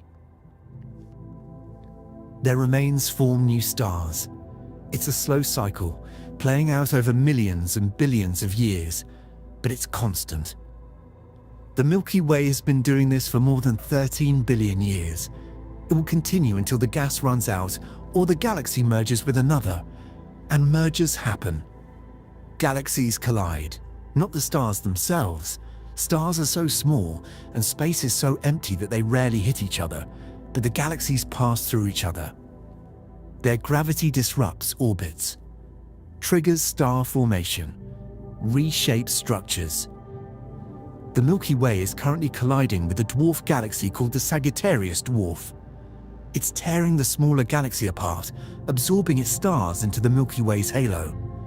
In a few billion years, the Milky Way will collide with Andromeda, the nearest large spiral galaxy. The two will merge into a single elliptical galaxy. The night sky from Earth, if Earth still exists, will look completely different. But that's the future. Right now, you're watching the Milky Way as it is. A swirling structure, a slow river of stars, 200 billion stars moving through space, held together by gravity, rotating around a common center. The scale is starting to overwhelm the mind. The solar system, which took billions of miles to cross, is invisible now. The Sun is one star among billions. Earth is a speck orbiting that star, too small and dark to see from even a light year away. Everything humans have ever done happened in a region of space too tiny to matter at this scale. Yet the galaxy feels almost gentle. It's not chaotic. It's structured, ordered. The spiral arms flow smoothly. The stars move in predictable orbits. There's a rhythm to it, a motion. The galaxy rotates, but not like a solid disk. The inner regions rotate faster than the outer regions. The spiral arms are not permanent features. They're density waves, regions where stars bunch up temporarily as they orbit. It's like traffic on a highway. Cars slow down in certain spots, creating a jam, then speed up again. The jam moves along the highway, even though the individual cars are moving at different speeds. The spiral arms work the same way. From inside the galaxy, this motion is imperceptible. The stars don't appear to move relative to each other over human lifetimes. The constellations look the same now as they did thousands of years ago. But over tens of thousands of years, they shift. The stars are moving, and eventually their positions change enough to distort the familiar patterns. Orion won't always look like a hunter. The Big Dipper won't always look like a dipper. The sky is slowly changing, but on timescales far beyond human perception. You're far enough now that the sun has faded significantly. It's still visible, but you'd need to know exactly where to look. It's one star among billions. There's nothing special about it from this distance. No indication that it has planets. No hint that one of those planets hosts life. It's just a yellow dwarf star, common in the galaxy, unremarkable in every way. Earth's location is unplaceable. Not because it doesn't exist. Because there's no way to point to it anymore. You could say it's near that particular star if you knew which star was the sun, but you couldn't point to Earth itself. It's too small. Too dark. It reflects such a tiny amount of light that even the most powerful telescopes couldn't pick it out from this distance. Earth has vanished not into the sun's glare this time, but into the galaxy's vastness. It's somewhere. But where is meaningless? The galaxy doesn't care about individual planets. Look at the sweep of stars. The glowing band of the galactic disk. The dense, bright core, the scattered outliers in the halo. This is home now. Not Earth. Not the solar system. The galaxy. This is the structure that contains everything you've ever known. Every star you've ever seen. Every constellation. Every nebula. All part of this one galaxy. The Milky Way. And it's beautiful in a way that's hard to articulate. Not because it's colorful or dramatic. Because it's vast and organized. Because it's ancient. Because it's indifferent to you, but allows you to exist within it. The galaxy doesn't notice life. It doesn't nurture it intentionally. Life is a side effect of chemistry and physics playing out on certain planets around certain stars. But the galaxy provides the stage, the raw materials, the time. Without the galaxy's structure, there'd be no heavy elements. Without heavy elements, no planets like Earth. Without Earth, no life. Without life, no one to look up and wonder. So the galaxy is home, even if it doesn't feel like it. Even if it's too large to grasp. Even if Earth is lost somewhere within it, unlocatable and invisible.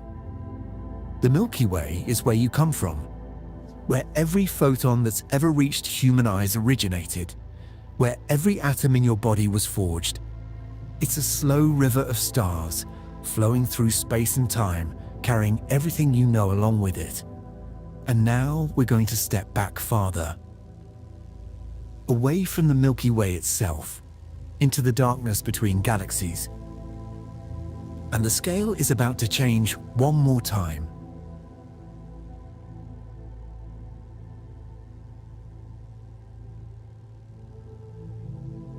You're leaving the Milky Way. Not quickly. Galaxies are enormous, and crossing one takes millions of years even at light speed. But in this thought experiment, you're moving, drifting outward. The galaxy is shrinking behind you. At first, it barely changes. It's so large that distance doesn't seem to affect it. But gradually, imperceptibly, it becomes smaller. The individual stars blur together, the spiral arms lose definition. The bright core dims.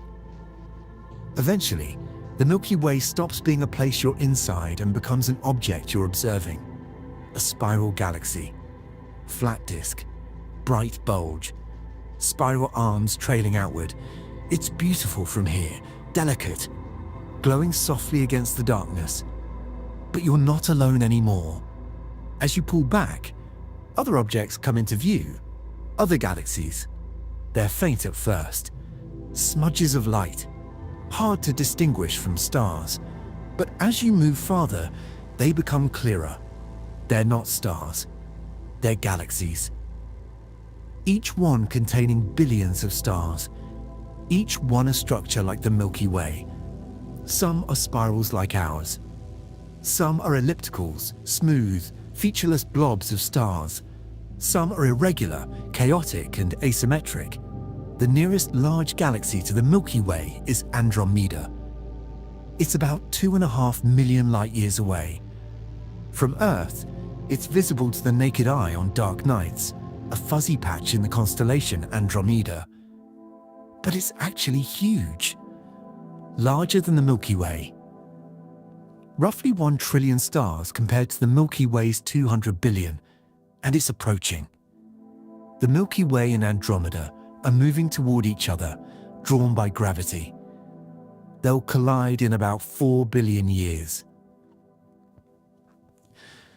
From your current position, maybe 1 million light-years from the Milky Way, Andromeda is visible. A spiral galaxy tilted at an angle, its disk glowing with the light of 1 trillion suns. It's not close, nothing is close at this scale, but it's nearby in cosmic terms. The Milky Way and Andromeda are part of a small group of galaxies called the Local Group. The Local Group contains about 80 galaxies. Most are small, dwarf galaxies with fewer than 1 billion stars. They orbit around the Milky Way and Andromeda like moons orbiting planets, the Large Magellanic Cloud and Small Magellanic Cloud, visible from Earth's southern hemisphere, are dwarf galaxies in the Local Group.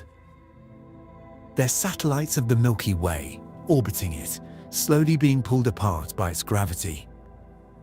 But the Local Group is small. The galaxies are clustered in a region about 10 million light-years across. Beyond that, there's a gap, a void. For tens of millions of light-years, there are very few galaxies. Just emptiness. The Local Group is an island in a dark ocean. Keep pulling back. The Local Group shrinks. The individual galaxies blur into points of light. The Milky Way, which dominated your view a moment ago, is now just one speck among many. Andromeda is another speck. The distinction between them is fading.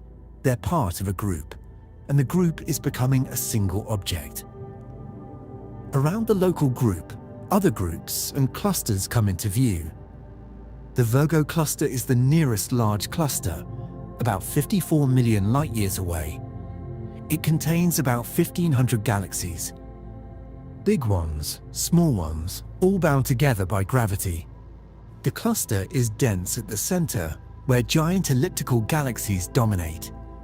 These galaxies form through mergers, smaller galaxies colliding and combining over billions of years. They're old. Their stars are mostly red and yellow. They've used up the gas needed to form new stars. They're slowly fading. Farther out, there are more clusters. The Coma cluster, the Fornax cluster, each one containing hundreds or thousands of galaxies. These clusters are connected by filaments, long chains of galaxies stretching across hundreds of millions of light-years. Between the filaments are voids, vast regions with very few galaxies. The universe has structure at this scale. It's not uniform, it's foamy. Filaments and clusters surround empty spaces like bubbles in soap foam.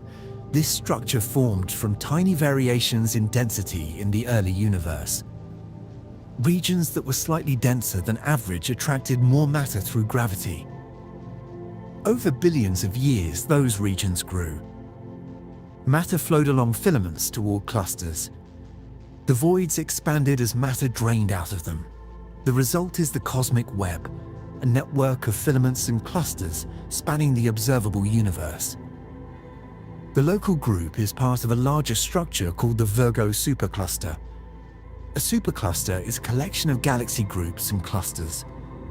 The Virgo supercluster contains the Local Group, the Virgo cluster, and dozens of other groups and clusters.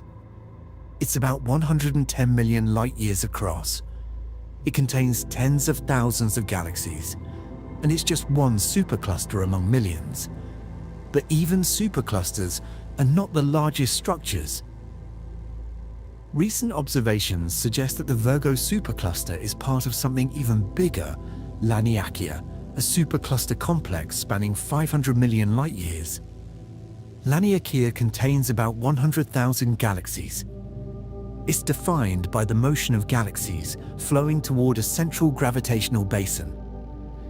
The Milky Way is on the outskirts of Laniakea, drifting toward its center along with everything else in the structure.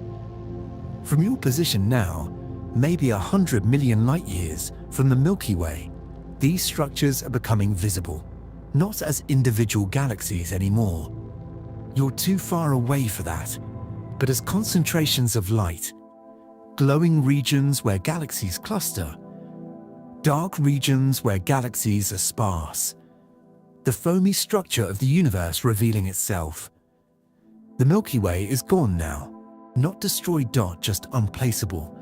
You know it's part of the local group, which is part of the Virgo supercluster, which is part of Laniakea. But you can't point to it. It's too small. One galaxy among 100,000 in this region alone. It's lost in the crowd. Invisible. A single raindrop in an ocean. Earth, of course, is even more lost. It's a planet orbiting a star inside a galaxy inside a group inside a supercluster. Layers upon layers of structure, each one dwarfing the last. Earth's location is not just unplaceable, it's meaningless. At this scale, individual planets don't register. Even individual galaxies barely matter. Only the large-scale structure is visible. But this structure is calm. It's not violent or chaotic. It's organized, gentle. The galaxies drift along filaments like boats on slow rivers. They merge occasionally, creating bursts of star formation, but mostly they just move, orbiting, falling, pulled by gravity into denser regions. The motion is imperceptible.